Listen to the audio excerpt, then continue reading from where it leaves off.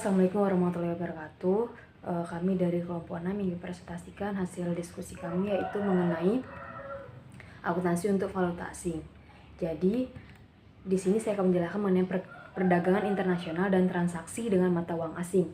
Sini banyak peluang dan tantangan yang dihadapi oleh suatu negara karena banyak hal dan keterlibatannya dalam masyarakat di bidang ekonomi, sehingga memaksa entitas yang ada di dalamnya harus aktif dalam menjalankan perannya di dunia bisnis. Sehingga berbagai alasan atau faktor-faktor yang menyebabkan suatu entitas itu harus berinteraksi dengan entitas lain yang berada di luar negeri. Itu tuh yang pertama itu karena kebutuhan bahan produksi yang tidak tersedia dalam negeri. Yang kedua itu pemasaran produk yang dihasilkan. Kenapa pemasaran produk yang dihasilkan? Karena pemasaran produk yang dihasilkan dalam negeri khususnya di Indonesia itu masih kurang.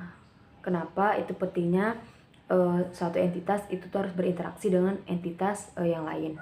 Terus yang ketiga itu memperoleh sumber pendanaan dan pengembangan entitas. Jadi alasan untuk berinteraksi dengan entitas lain itu tuh agar di entitas yang kita miliki itu ada sumber pendanaan dan untuk mengembangkan entitas yang kita miliki. Selanjutnya yaitu ada konsep mata uang. Itu menurut SAK, jenis mata uang yang digunakan oleh entitas yang terkait dengan perdagangan internasional yaitu yang pertama itu ada mata uang fungsional, yaitu mata uang yang digunakan pada lingkungan ekonomi utama di mana entitas beroperasi. Yang kedua, mata uang penyajian atau pelaporan, yaitu mata uang yang digunakan dalam penyajian laporan keuangan. Terus yang ketiga, mata uang asing, yakni mata uang selain mata uang fungsional suatu entitas. Lanjut yaitu mengenai jenis-jenis tukar menurut SAK. Dalam perkembangan sejarahnya, seluruh mata uang yang ada di dunia itu memiliki nilai tukar yang dikaitkan atau backup dengan emas. Hal ini berdasarkan kesepakatan yang dikenal dengan Bretton Woods. Jadi jenis-jenis nilai tukar yang dikenal menurut SAK itu yang pertama ada kurs spot.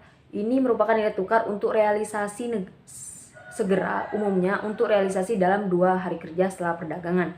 Terus yang kedua kurs penutup, yakni kurs spot pada akhir periode pelaporan. Terus yang ketiga itu ada kurs forward, yaitu nilai tukar untuk menyelesaikan transaksi di masa depan yang telah ditentukan. Baik, sekian dari saya, akan lanjutkan oleh materi kedua. Baiklah, di sini saya akan melanjutkan materi yaitu tentang kuota dan perubahan nilai tukar. Nah, di mana kuota dan perubahan nilai tukar itu terbagi menjadi 2. Yang pertama itu nilai tukar langsung adalah jumlah mata uang lokal atau fungsional yang dibutuhkan untuk mendapatkan 1 unit mata uang asing. Yang kedua itu nilai tukar tidak langsung. Itu adalah jumlah mata uang asing yang dibutuhkan untuk memperoleh 1 unit mata uang lokal atau fungsional. Nah, nilai tukar itu merupakan salah satu indikator makroekonomi yang menjadi pertimbangan dalam menentukan strategi baik di tingkat kehidupan perekonomian suatu negara maupun suatu entitas. Nah, nilai tukar itu umumnya itu ditentukan oleh kekuatan permintaan dan penawaran di pasar. Nah, sehingga nilai tukar akan mengalami perubahan. Saya akan melanjutkan materi yaitu tentang akuntansi untuk transaksi dengan mata uang asing. Nah, di mana transaksi dalam mata uang asing itu adalah suatu transaksi yang nilainya didominasikan dalam mata uang asing. Nah, dominasi artinya itu harga atau nilai itu untuk dijadikan acuan atau penyesuaian transaksi tersebut. Nah, menurut PSAK 10 itu terdapat 3 kelompok transaksi yang termasuk dalam mata uang asing. Yang pertama itu ada transaksi pembelian atau penjualan barang atau jasa yang harganya didominasikan dalam suatu mata uang asing. Yang kedua itu ada transaksi pinjam meminjam dana ketika jumlah yang merupakan utang atau piutang didominasikan dalam suatu mata uang asing.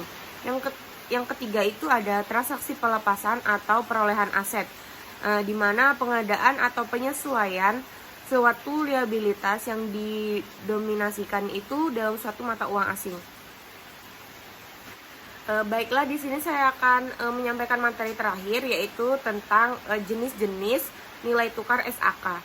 Nah, yang pertama itu ada transaksi pembelian atau penjualan mata uang asing untuk tujuan spekulasi. Nah, di mana dalam transaksi untuk tujuan spekulasi itu entitas sengaja melakukan jual beli mata uang asing untuk memperoleh keuntungan dari ekspektasi perubahan nilai tukar suatu mata uang. Nah, yang kedua itu ada transaksi ekspor, di mana transaksi penjualan barang atau jasa dalam negeri kepada entitas di luar negeri atas transaksi ekspor. Nah, entitas memperoleh pembayaran dari luar negeri yang mungkin didominasikan dalam mata uang asing. Namun, untuk kebutuhan laporan keuangan entitas hanya menyajikan transaksi tersebut dalam mata uang fungsionalnya. Nah, yang terakhir itu ada transaksi impor, di mana transaksi pembelian barang atau jasa luar negeri untuk didatangkan ke dalam negeri. Nah, atas transaksi impor, entitas memiliki kewajiban untuk menyerahkan pembayaran kepada entitas dari luar negeri yang mungkin atas didominasikan dalam mata uang asing.